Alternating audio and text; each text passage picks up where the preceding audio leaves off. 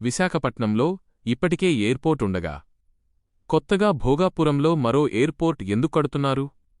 పాతదాన్ని ఎందుకు సరిపెట్టలేదు? విశాఖపట్నం ఎయిర్పోర్ట్ ఒక రక్షణ శాఖ, నేవీ ఆధీనంలోని ఎయిర్బేస్ మీద నడుస్తోంది. అంటే అక్కడ పౌర విమానాలు, సైనిక విమానాలు రెండూ ఒకే రన్వేను ఉపయోగిస్తాయి. దీనివల్ల విమానాల సంఖ్యను ఎక్కువగా పెంచడం, రాత్రి సమయాల్లో లేదా భవిష్యత్తులో భారీగా విస్తరించడం కష్టమవుతుంది. అందుకే ప్రభుత్వం పూర్తిగా పౌర విమానాల కోసం భవిష్యత్తులో అంతర్జాతీయ హబ్గా ఎదిగేలా భోగాపురం గ్రీన్ఫీల్డ్ ఎయిర్పోర్ట్ నిర్మిస్తోంది.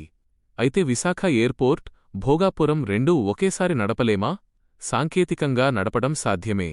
కాని రెండు పెద్ద ఎయిర్పోర్ట్లు ఒకే ప్రాంతంలో ఉంటే ప్రయాణికులు, విమాన సర్వీసులు విడిపోతాయి, ఎయిర్లైన్స్కు ఖర్చులు పెరుగుతాయి. అలాగే భోగాపురం కోసం చేసిన భారీ పెట్టుబడి పూర్తిగా ఉపయోగపడదు.